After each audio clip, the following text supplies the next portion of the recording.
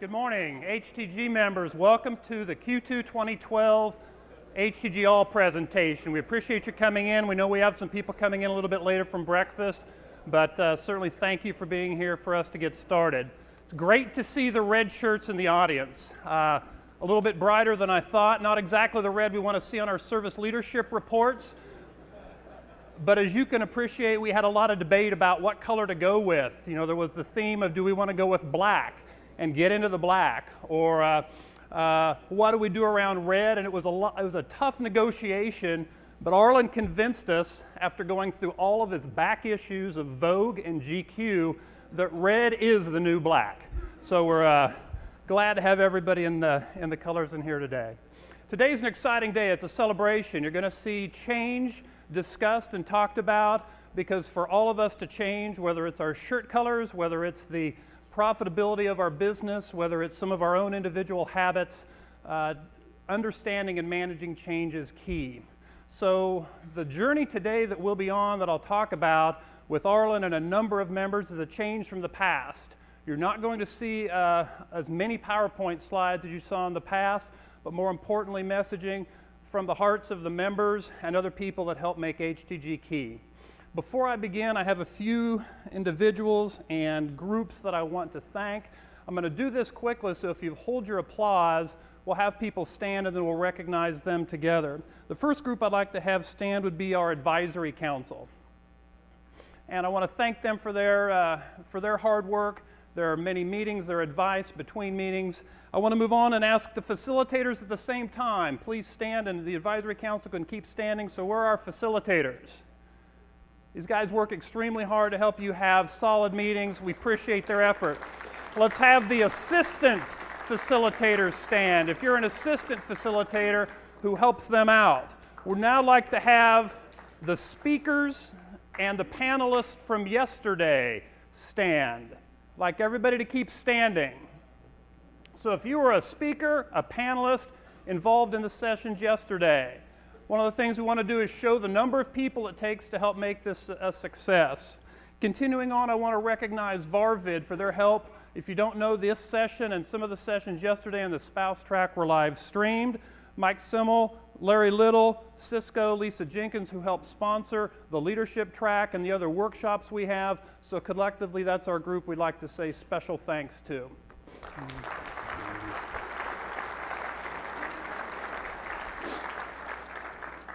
Next up, behind the scenes somewhat, I want to take the time to thank the HTG team.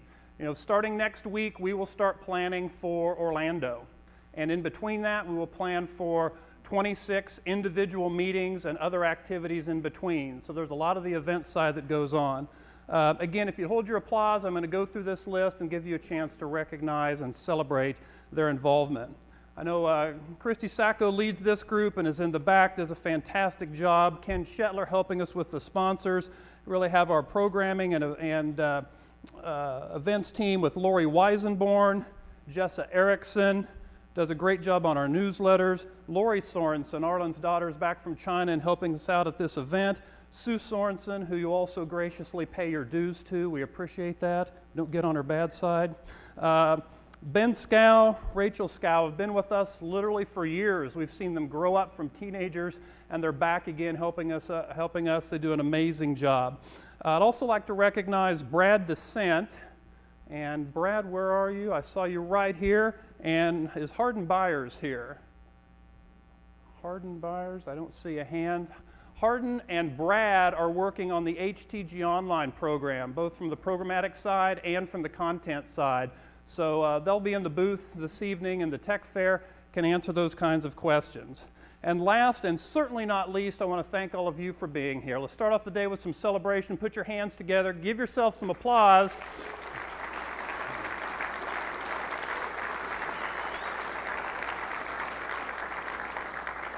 Because let's face it, you all have choices. You could be somewhere else. You could have been at another event. You could be home working in your business. You could be up in bed, and you are here, and we thank you for that.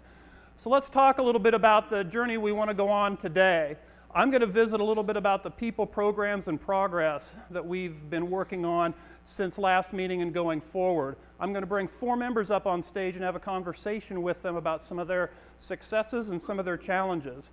I'll hand things off to Arlen, who'll talk about celebrating overall HTG success and the future direction that we're going, and then we're going to take a picture in this room, much like we did last time, and get you out the door to your meetings. So that's the overall roadmap for where we are headed. I want to start the day by coming back to a graphic that we have used time and time again in our presentations, and that would be our path to prosperity. Now, some of you have called it the pyramid of profits, some of you have called it some other things, but in our case, the unattainable pyramid, something like that. But what I really want to focus on is a couple of things. One, introduced May 2009. By a show of hands, how many people in here were here in HTG, not this at the Omni, for HTG in 2009 to see this announced? I would say that's 60% or so of the room. If you remember at the time, on the right side, we were talking about client needs, and there was a lot of discussion about the impact of cloud on top of infrastructure. On the left side, we talked about HTG's response to that in terms of services. And I think to some degree, the more I look back at this, there was a perception that I had to be much like Maslow's hierarchy. I had to be good at the bottom to move up to the top, when in reality, I need to be good at the top to work down towards the bottom.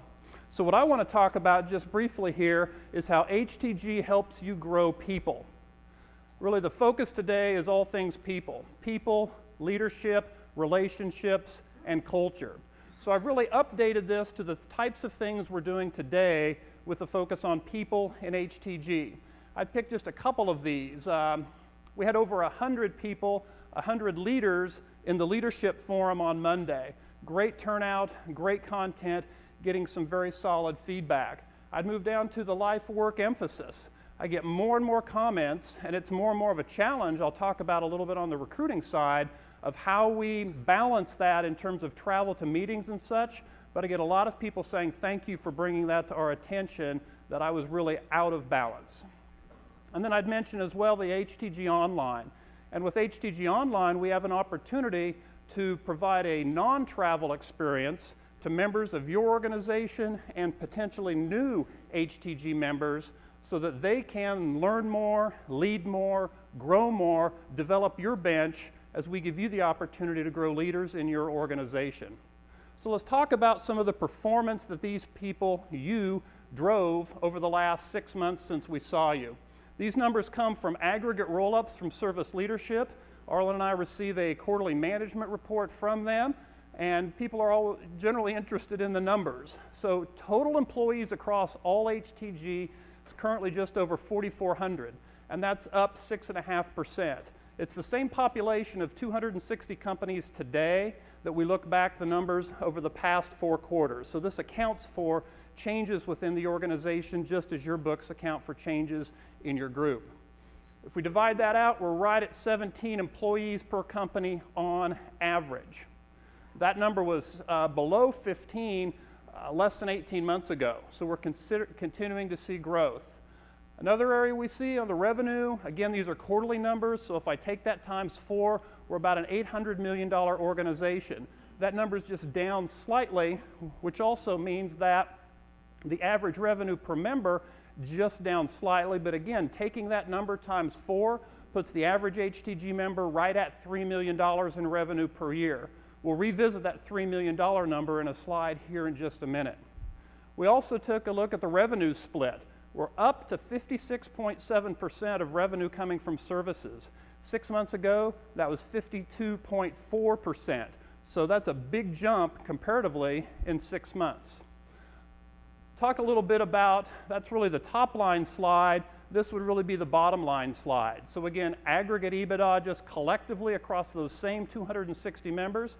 You can see how it's varied some. We see some fourth quarter variation due in some cases to decisions around tax implications, but you can see the trend there. And then on top of that, this would be the EBITDA percent in aggregate for all of HTG. So the 11.6 consistent with Q3 as well, continuing really to see good profitability. One question we get quite a bit is, what's the breakdown of members in HTG in terms of size? So with the help of service leadership, we're able to put this together. These are rolling 4 quarters, so this is annual, not quarterly. But what you notice on the right side is companies with less than $1 million in revenue make up 13% of our population. Companies that fall from 1 to 3 are 57. Again, there's that $3 million kind of average number that we're talking about. But again, that's aggregate average. Here we look at stepping from 3 to 8 and above 8. So you can see that split. So kind of the simple walk-around numbers here are that 70% of the members in HTG have less than $3 million in revenue, while 30% have more. And if we look back in time, that 30% number continues to increase as many of you continue to grow your businesses. So let's shift out of that, and I'm going to bring up something called our member scorecards. All of you will be scoring your sponsors in the Lunch and Learns today.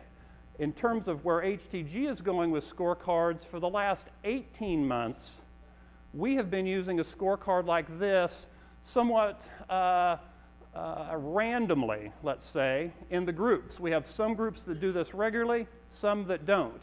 But I told the facilitators I would bring this up today.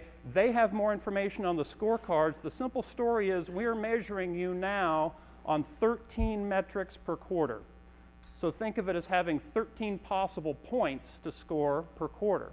Now, given that some of those involve completion of the 4 plans, now 5 plans, not everybody will have all the points every quarter.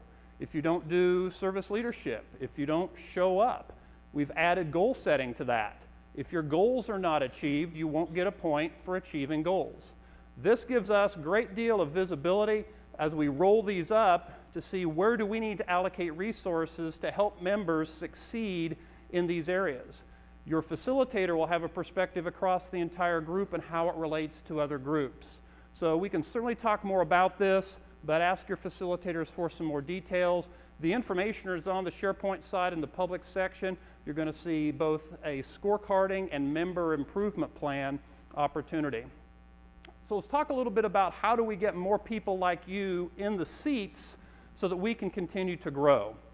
And one of the things that I find as I do the recruiting primarily here is that building groups is like completing a puzzle. And we have pieces of puzzles that we have to fit in. Some of you are very open to how those pieces are filled. Some of you have much tighter guidelines in terms of what you'd like to see. But the bottom line is there are challenges in recruiting. There are challenges in travel, there's challenges in the economy, there's challenges with work-life balance. There are a number of challenges out there, and they're not challenges that you don't face in selling to your own customers in many cases. So HTG is doing a number of things to help deal with this challenge that we're facing. If you look at the numbers here and I take all of the groups, and you've told me how many members you want to have, we have 294 positions available in HTG. Now, that's broken down into 2 numbers. The 246 is US, the 48 is international. So if you think back to the 14250 mantra that we've had for some time, that 250 number that we visit about is right in line with the 250 in the US. But right now we have 28 openings. So you can see we're roughly at 10%, 90% capacity, 10% of those openings. That number's a little bit high because it involves the opening of 2 new groups, and therefore we start groups many times without them being entirely full. But to help fill that gap, we're working on a recruiting plan that we've put into place that involves a number of things. It involves help from you. There's no better recruiters than the people in the seats right in front of me.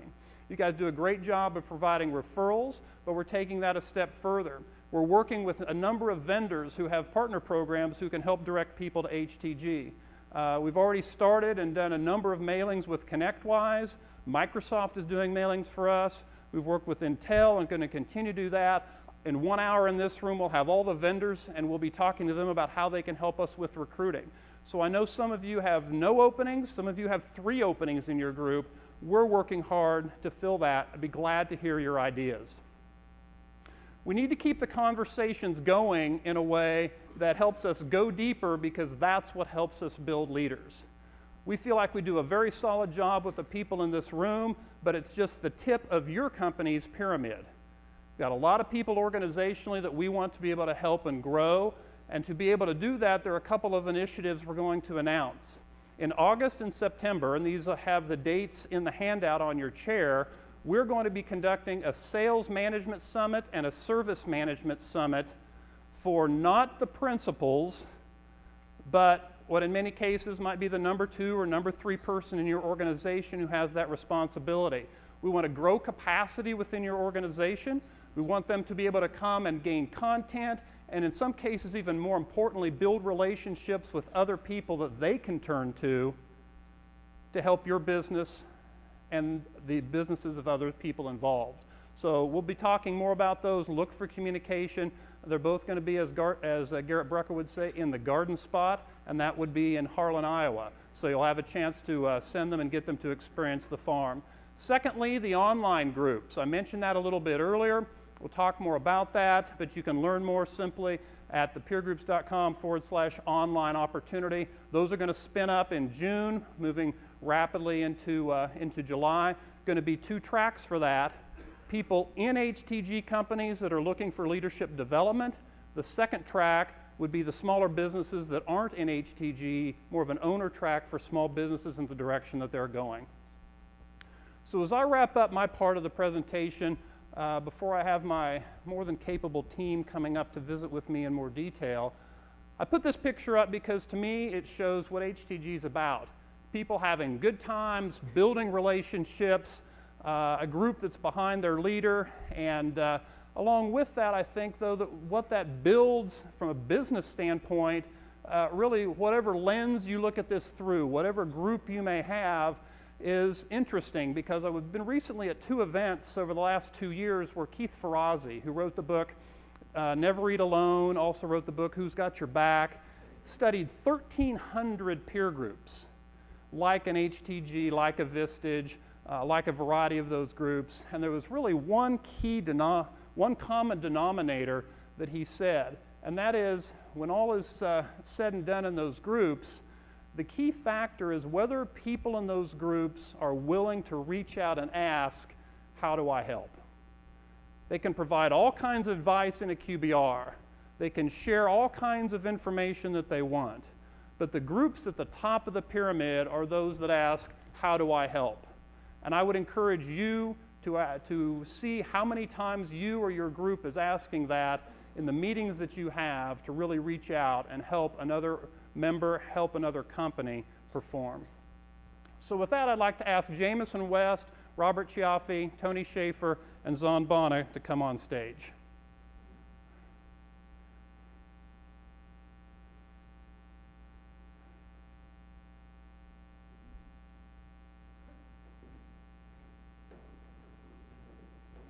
Welcome, men. We don't have a long conversation, but I wanted to recognize, and you'll see in just a minute, we're fortunate to have them on stage. They're all award winners, which are also, all the award winners are included in your handout, but we've gone back and forth via email over the last few weeks to find some really interesting stories. And Jameson, I'm going to kick off with you. And one of the things I want to talk about is you've dealt with a great deal of change over your time in HTG and even recently. Talk a little bit about the concept you mentioned to me about dealing with plateaus and how HTG has helped you deal with that. Thank you, Arlen. He's just a loud guy. I am loud. I started in HTG. I met Arlen in 2006. I started HTG online in 2007. A member of HTG 12, and when I started there, I was one of the smaller groups. We had 3 folks, so we were tiny. And I just had last quarter my last meeting with HTG 12, and I'm moving into another group. And we moved from 3 folks to 40 over that time, and we hit a lot of plateaus. There's a lot of points that I think there's a natural glass ceiling at a staff of around 10 people that was real hard to break through, that a lot of people find themselves at, and it took an acquisition for us to bust through that one. And there was some organic growth in there as well, and a couple more acquisitions before we popped our way up to about 40 people. But HTG is the only way I got through that. I like to say it was a pocket MBA for me. I went to UW as a business school. I'm more of a business guy than an engineer, but I learned more in my time here at HTG than I ever did in business school. Excellent. So I'm going to follow up with that question because one of the things you talked about was the value you believe you brought to HTG right away and the difference between the small and the larger companies. Talk a little bit about that. Well, yeah, I mean, I think it was interesting being that I like being pulled up, and I think that happened a lot in our group. We had some bigger folks in our group, and they helped me. They helped me get over all of those humps, and as I was figuring out how to grow, they kept telling me what challenges they ran into. I learned how to overcome those challenges. I think we've done so pretty effectively. And then ultimately, as a little guy, I really appreciated at the start of that how everybody listened to me. I was really humbled when people would pay attention to me. I knew a few things, not as much as most people in the room, but it was helpful it helped me to gain confidence in my leadership by understanding these folks who lead companies are going to pay attention to what I'm talking about. Very good. And my last comment would just be, speaking of change, you're changing groups. So you're going to walk in today to a brand new group, HTG 24. You excited about that? I'm very excited about that. It's hard to leave a group that I've been in for 4.5 years. A lot of close friendships and people who really pulled me up along the way. Both Eric Thorcell and myself are moving from HTG 12 to HTG 24, and I'm one of the small guys again, so I'm pretty excited about that. Very good, very good. Robert, I'm going to move to you, and one of the things I know that I really respect for you and your group, HTG 23, is the building of culture. How about talking a little bit about culture as you've been a leader in building culture both in your business, working in your family, and then in your group?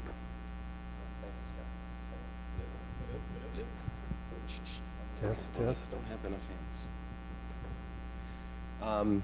So culture for us, when we started our business 19 years ago, my business partner and I, we were in our early 20s, and frankly, we had not a lot of business experience, and we really didn't know, frankly, what to do, other than rely on our instincts. And our instincts, the two of us both share strong Italian heritage. Both of us come from families of Italian immigrants, and the core values of family were very, very strong for us. So as we grew, we took those core family values and we just applied them to our business. A sense of having each other's back, treating people fairly, both clients and employees, and just having that air of being one cohesive unit all on the same team. And that leadership wasn't about me telling you what to do, but us working together as a team. Right. Very good. I'm going to follow up with that because I know the culture you have and the culture you can work with well is an interesting observation, and you made some observations about the culture and people you partnered with from the vendor community. How about sharing one story of a relationship that you built and how that has continued to this day? Sure. Thank you. That's a really important point for me because as we started to grow our business, we realized that we needed help from the vendor community, and we needed to build bridges with them as well. And one of the companies that I looked towards was Microsoft. They have an office in Midtown Manhattan, a very large office. And how do you extend that culture to such a behemoth such as Microsoft, right? And I realized very quickly that you do that by connecting with people. And I did that one person at a time. So although I saw this large glass and steel building down there and was overwhelmed by that notion of it's just such a large company, what interest do they have in me? I built that interest level and learned that culture isn't just about my behavior, but it's also about the interaction between people. So I'll give kudos to Microsoft for having people who recognize that and were willing to connect with small guys like us. So I'll fast forward that story and simply say that I'd like to say that we're considered one of the go-to partners in the New York City metro area for SMB. And that's only because of the amount of time that I put into building those bridges one person at a time. And by the way, just the last point there, a lot of those people I never met. They were people I was introduced to online, via phone calls, via advisory boards, via email. So it wasn't always just something in person. Right, excellent.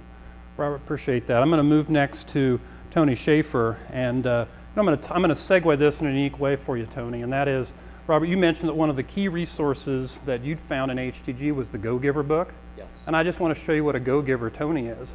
And that is, last night in the bar, he tried to give me the tab for his entire group. And he thought I should take that. I thought that was impressive. You did take care of that, right? Oh yeah. There's yeah. one really mad bartender. Yeah, okay, all right.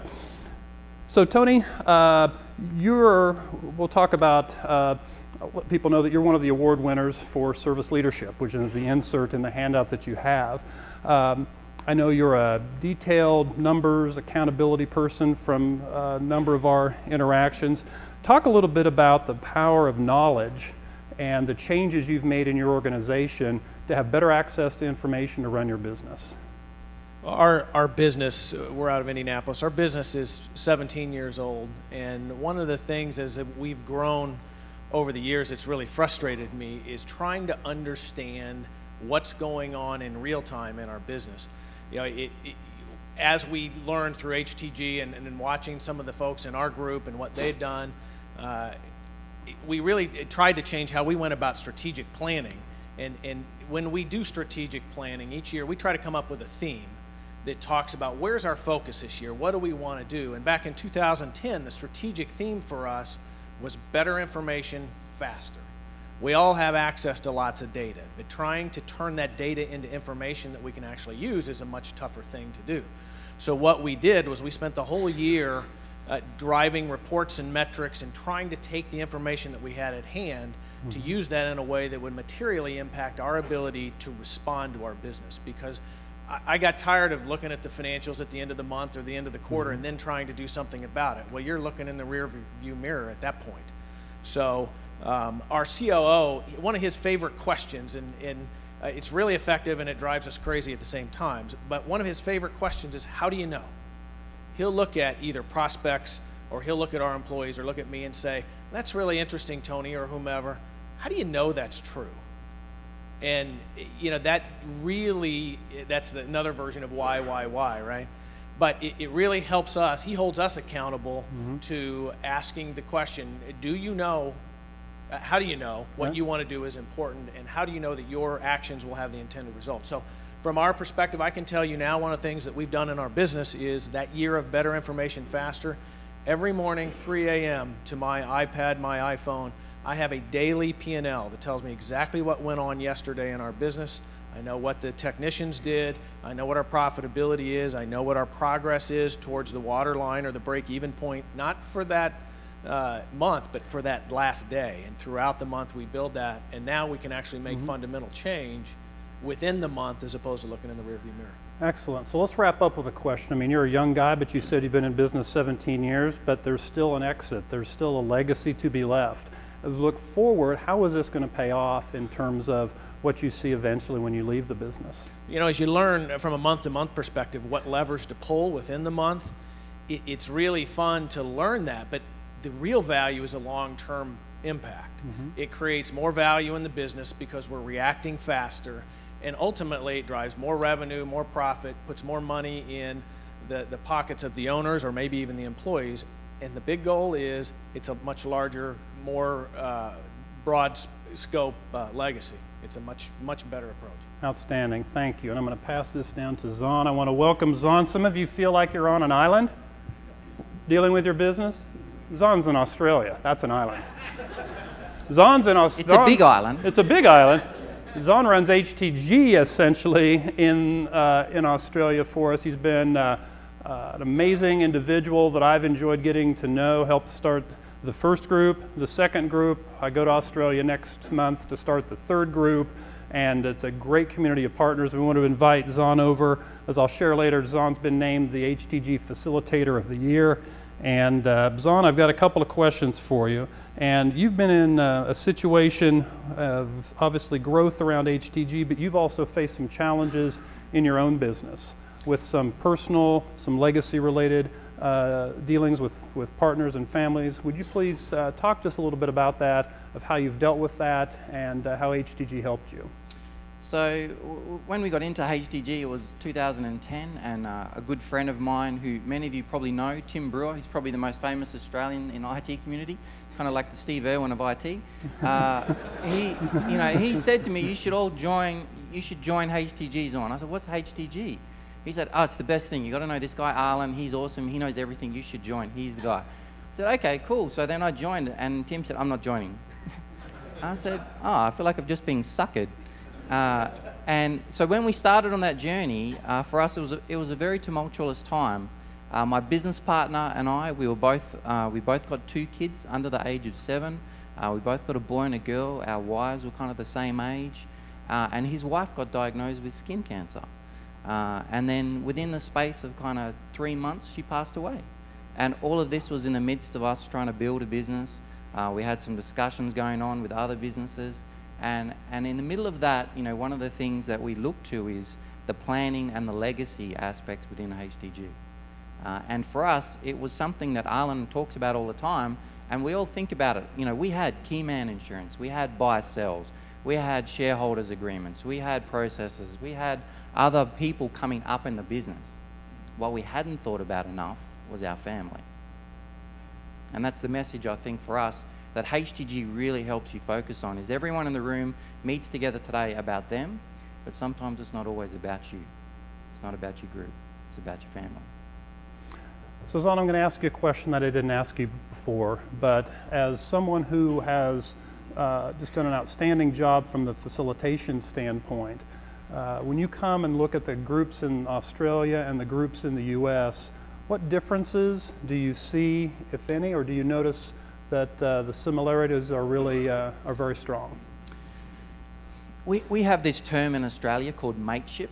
It's a term that you see anywhere, but Australians particularly, we like to be mates with people, and every time if you hear a real Australian, they say, "G'day, mate," and people wonder where that came from, and that's part of our history. That's the way we work. We don't always say that to the Pommy guys over there, so don't worry about them, because they're from the UK. We don't always like the UK guys. The one thing I've noticed that it doesn't matter which country you're in, which continent you're on, is friendship and mateship. It goes across boundaries. It goes everywhere. And I sat in the back of a Mustang at IT Nation last year that we had as a hire car, trying to work out which side of the road we should be driving on. And there was 3 of us in that car. And when we first met each other a year and a half ago, we didn't know each other from a bar of soap. We'd never ran into each other. We'd never met each other. We never knew each other. But now we call each other every week. And being a business owner is a lonely job. Not a lot of other people are in business together. And now I can call them up, I can have a laugh, I can talk about how their football team really lost really badly on the weekend. And we can enjoy that together. And I see that in the groups here in America. It's exactly the same. Mateship goes across boundaries. And that kind of reaching out and helping each other, that's universal, but it's also something that makes HTG special. Excellent. Zon, I appreciate that. I thank you all. I want to just show you the awards that these 4 gentlemen have won. Jameson with the Spirit Award. Robert's has received the Go Giver Award. As I mentioned, Tony's receiving a Service Leadership Award, and Zon with Facilitator of the Year. So let's give them a hand and thank them for coming up. Thanks, guys.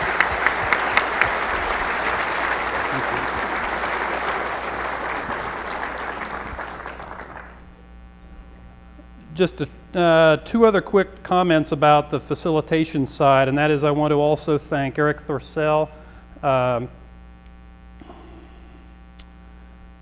Well, I want to thank Eric and Brant with SCC from the standpoint that that's a company that had 2 facilitators. And you can imagine the time requirements that took out of their organization to provide that skill set. Now, both of those facilitators are now in HTG 24. They have a new facilitator, so if anything's wrong in that group, don't come to me. You guys figure that out. I'd also like to make a comment that very quickly we're going to have a photographer pop up on stage. We're going to take 2 pictures as you are. We'll stitch them together. There'll be some Photoshop magic, just like we see on the internet all the time. And we'll have another one of these really great photos that we can show and use to show the power of peers. With that, I'd like to turn things over to Arlen Sorensen, the founder and CEO of HTG, to continue this journey.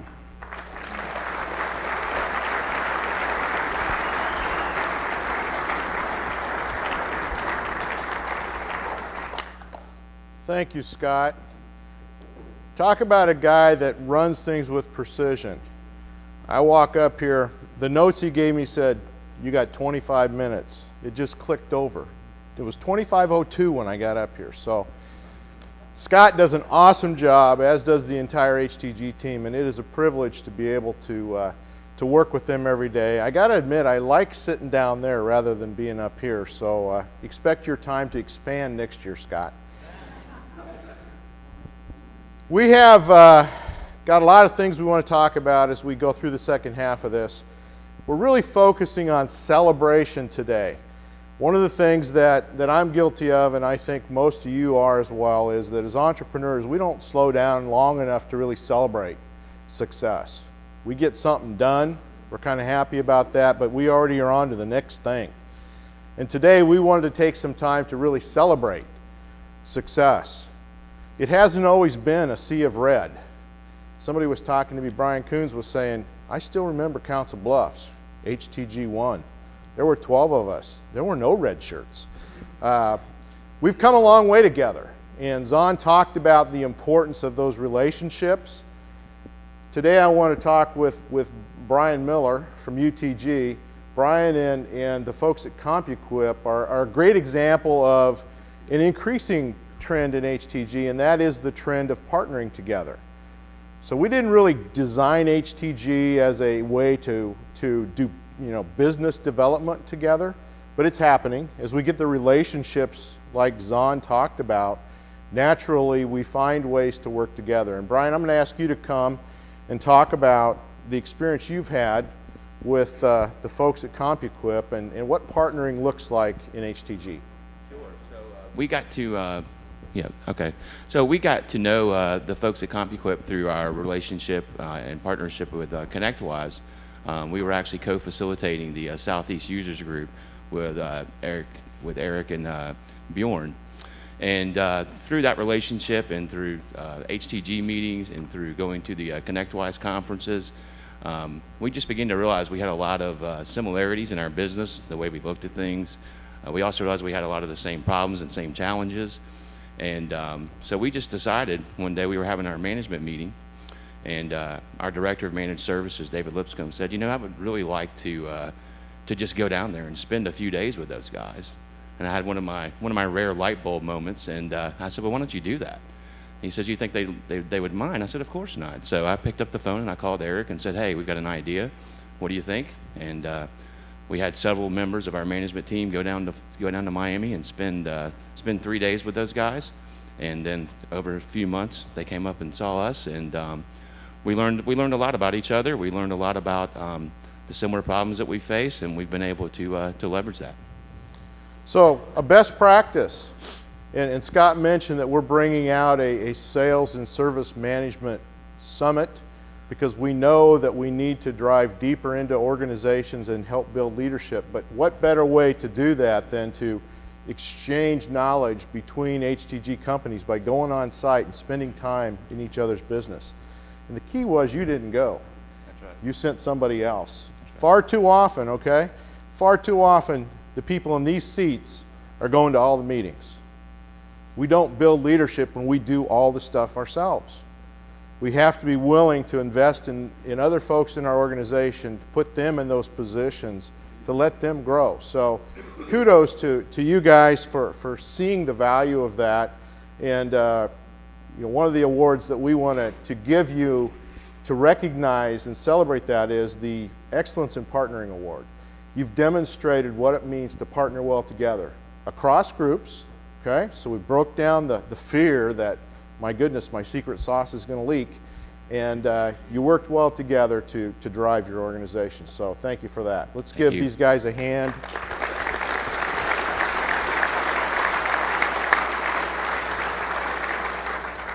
I encourage you to leverage one another. there's a lot of power in this room, but only if we take advantage of it. Speaking of taking advantage, no, not really.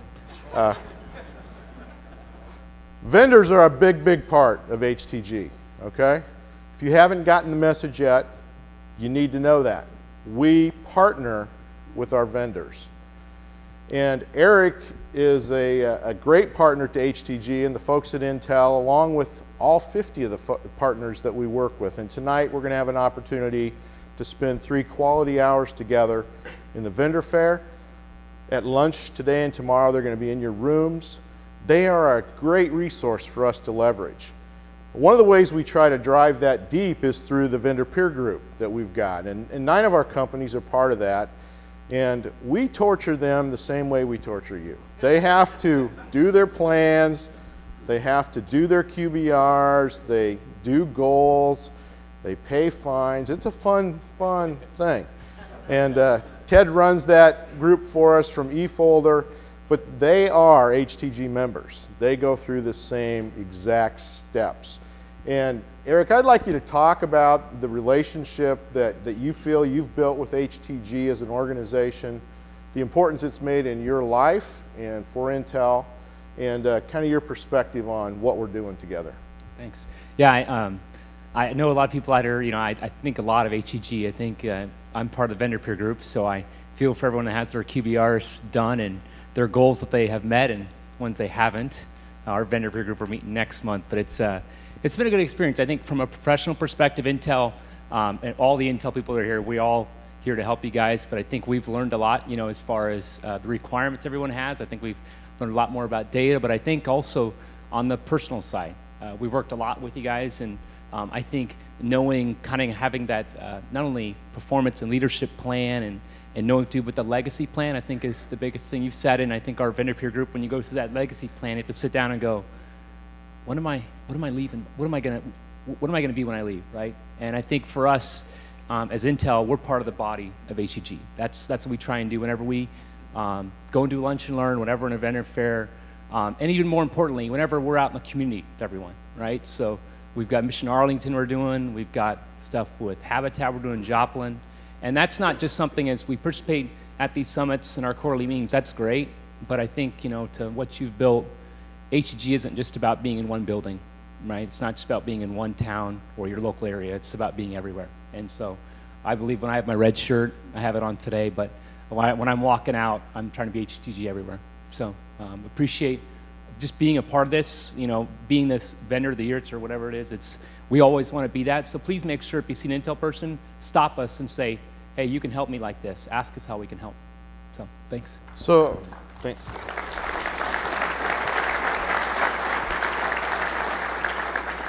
to that point, we do appreciate the partnership. Intel is part of what we're doing from a philanthropic perspective, helping us with our Mission Arlington project, the Habitat build we're going to be doing. And we do want to honor them as the vendor sponsor of the year for HTG 2012.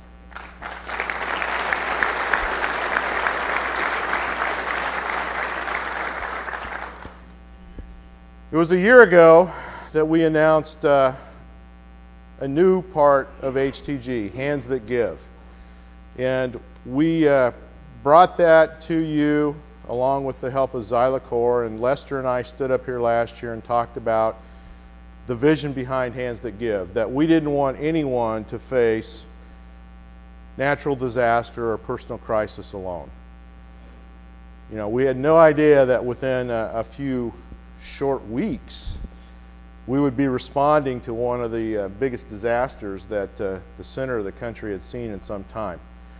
But over the last year, about half of you have signed up to be part of Hands That Give, a little bit more, which leaves about half of you that haven't made that commitment yet. Those that have been part of creating an organization that's responded to 5 different events. We responded to one natural disaster. We responded to 4 personal crises that occurred in people's lives, and we were able to make a difference as we did that. We've watched a whole lot of other bad stuff go on around the world. Floods in Australia. I actually watched the island a little bit more than I used to. You know, there was some stuff that happened in the UK that we were paying attention to. It didn't directly impact our members, but you know, one thing I can depend on Mike Simmel to do is if there's a disaster somewhere, I get an email. Do we have anybody close to this? And there's a lot of disasters, so I got a special folder from Mike just to keep track of all that great information. But I've asked John, that's kind of interesting. I've asked John to come and talk to us a little bit about the experience he's gone through. He had a business-changing, life-changing event. What, a week short of a year ago now? Yeah, it was actually May 22nd, 2011. So we had a kind of an interesting opportunity. It was a Sunday evening, and obviously my city was hit with the largest tornado probably recorded in about 60 years.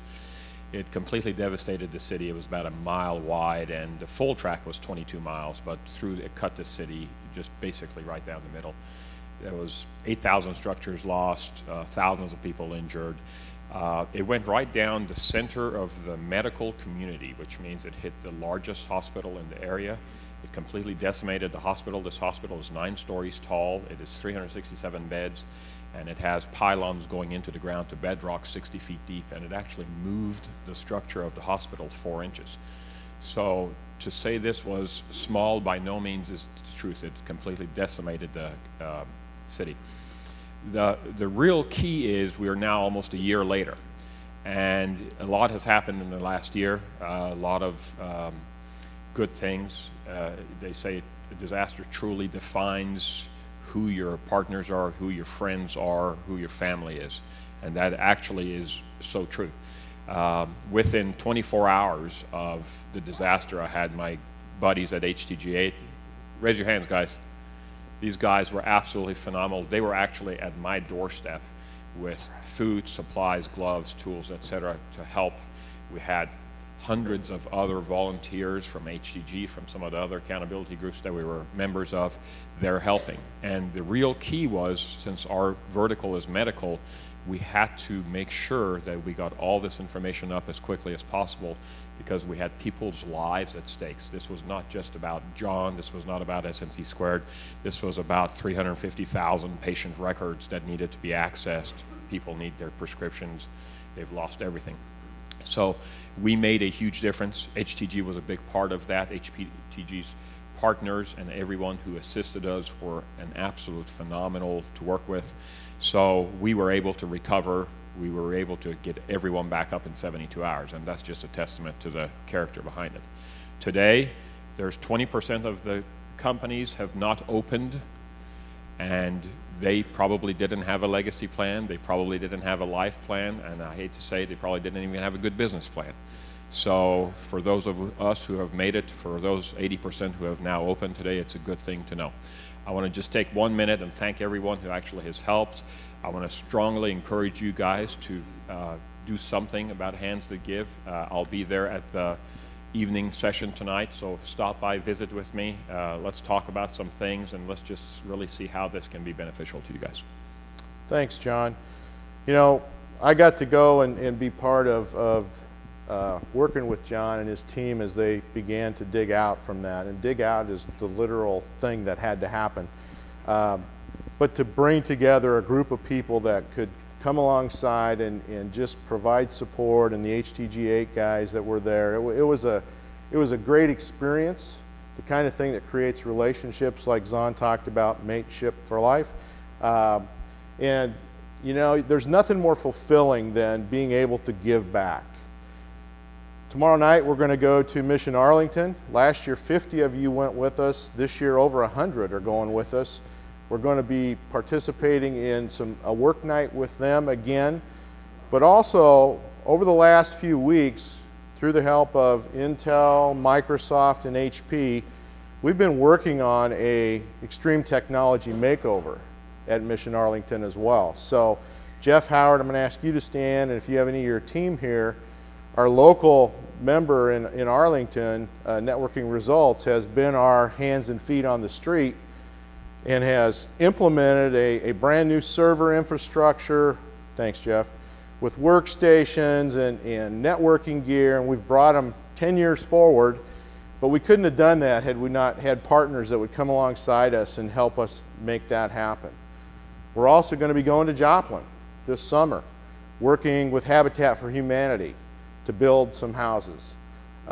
Fortunately, Major League Baseball stepped up with the money, so all that's left for us is to come with our hands. And so if you are interested in going to Joplin, getting to see John's new building, which is getting closer and closer, but to give back and be part of building a house that someone needs there, we'll be doing that over the 12 weeks this summer to provide another way to give back as a community. So Hands That Give is alive and well. We want to give 4 awards this year. We call No One Left Behind Awards. 1 to S&C Squared for helping us deliver the message, but also I want to call out Doug Renner from HTG4, who has been an awesome contributor and supporter of Hands That Give and has encouraged us with his contributions. On the vendor side, Zenith Infotech. As soon as we announced Hands That Give a year ago, they stood up and said, we want to be part of that. And we appreciate receiving money, but she said, no, that's not exactly what I meant. We're going to give you the money, but we want to be part of it. We want to be on the board that will help make decisions and provide the people, and so we want to present an award to Zenith and also to Xylacor. So those 4 are award winners for No One Left Behind. We appreciate that, and let's give them all a round of applause.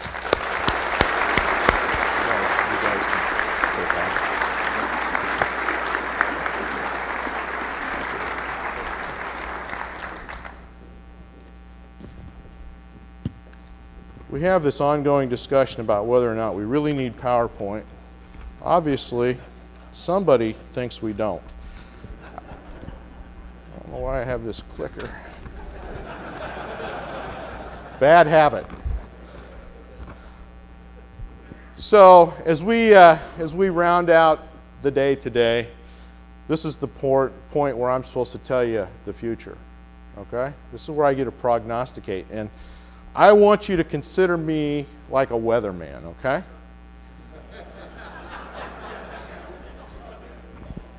They get to keep their job, and I swear they're not right half the time. So, now, there are a couple quick things I want to share as we wrap this morning. I just got back from 2 weeks in China, okay? And one of the things that's changed in the way I look at business is, 5 years ago, my whole approach was, let me call a couple guys on the West Coast and let me call a couple guys on the East Coast, and I'll see what's happening. Because I knew in the garden spot of Harlan, Iowa, I had at least 6 months before that bad stuff would get to me. Well, the world's changed.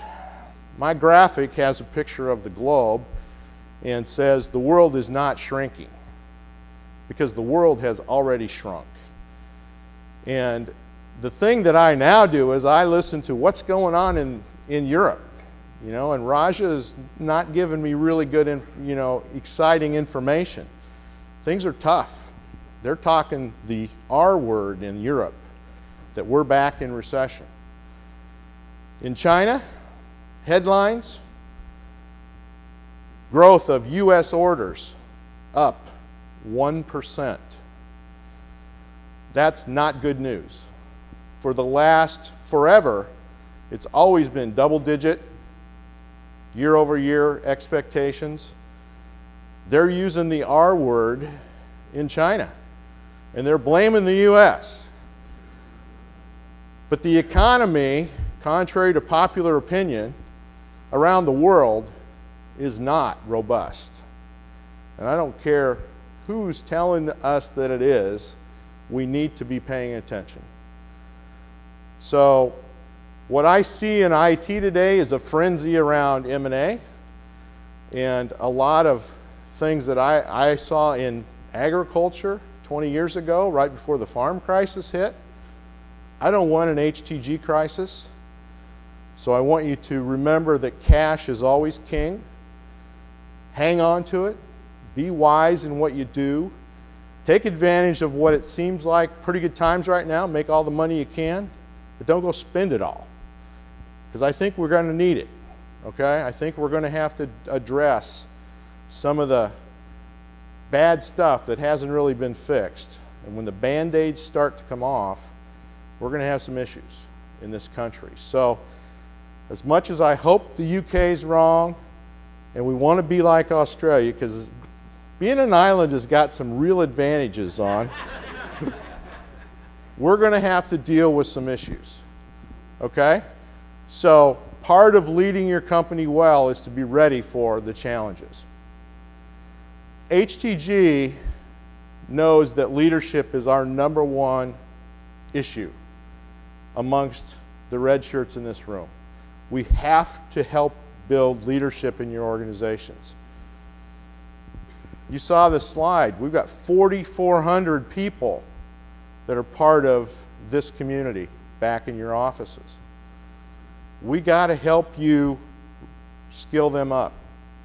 And we're going to be doing that through some of these other offerings we bring to the table, through the online program. You have to be willing to make some investments. It doesn't just happen organically because they get to sit in the same building as you do. We have to intentionally find ways to invest in our people. And if I asked you, how many of you are willing to spend tens of thousands of dollars to train engineers, to meet vendor requirements for certification? We all do it all day, every day. But if you're like most companies, if they come and say, you know, there's a leadership deal going on, it's going to cost us $99, but could I have a half a day to go sit and listen to some of the great leaders talk about what it means to lead? We go ballistic. We got it backwards. Yeah, we got to have technical competence, but if we don't have leaders, we're all going to have a big problem. We can't hand it off. We'll remain the bottleneck. Our companies won't grow. So I want to encourage you to really think about how you're going to build leaders in your organization. That's what HTG is going to be focused on. That's what people are all about. We sell technology, but we serve people. And at the end of the day, that's what we have to do well if we want to succeed. I also believe that our big competitive advantage will be when we're able to help our customers build their people, because they got the exact same problem we do. And how sticky will it be when we're able to say, you know, I've brought up a group of people in my organization, this is what we've done, let me coach you through that.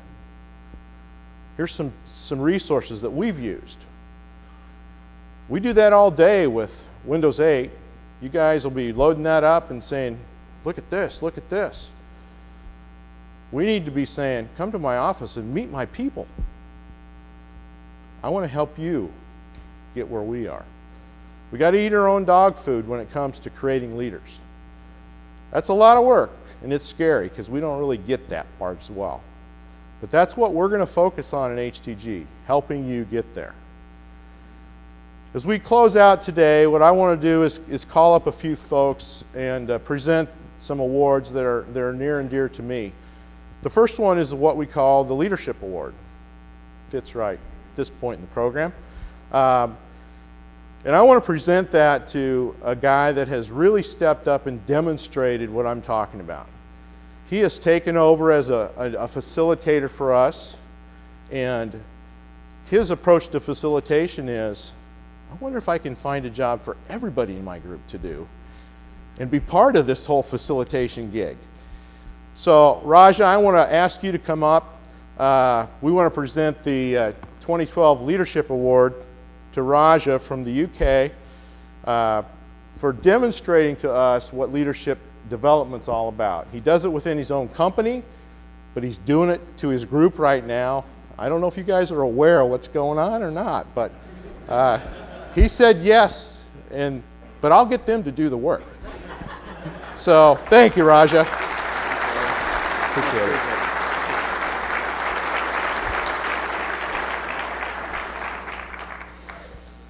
Couple of others that I want to note. Group of the year. Any groups think that they should be getting this award? Several bribes were offered to me today, but there's one group that we want to call out, and these guys have really stood together through the tests of several things in their group this year. They have come to the aid of fellow members. They have taken the time and made the investment. And so our group of the year for 2012 is HTG 8. You guys stand?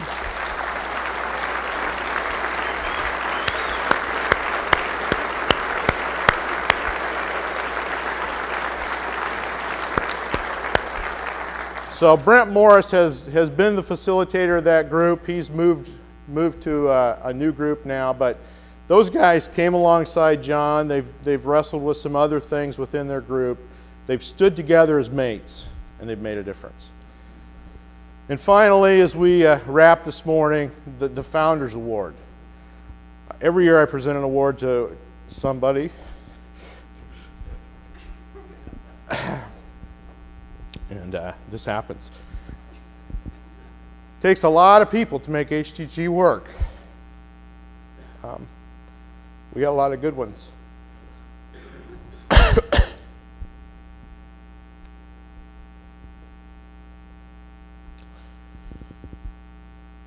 It's a lonely job being up here some days too. But this guy encourages, he comes alongside, he's always there. Brad Cowerchuk, HTG Founder of the Year Award.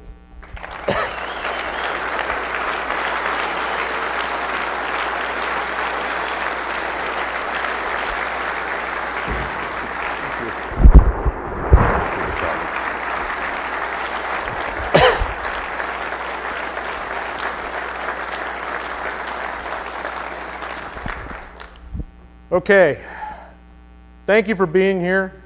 I'm only a minute over, a little more. So today, we're going to get up, we're going to slide together, we're going to take pictures, and you're going to go to your room. Please realize that the purpose of you going out these doors to your room is not to read your QBRs to one another, okay? Go have discussions. Talk about the stuff that matters. Ask the group to give you their collective wisdom. You are all very capable of reading slides. Don't waste your time doing that, okay? Tony talked about it. You cannot drive a car looking in the rearview mirror. Talk about the future and what you want to do and ask the group to help you get there. So the QBR is an important discipline, but it is not why you come to HTG. You come to HTG to learn from one another. Use your time in the next 2 days to do that, okay?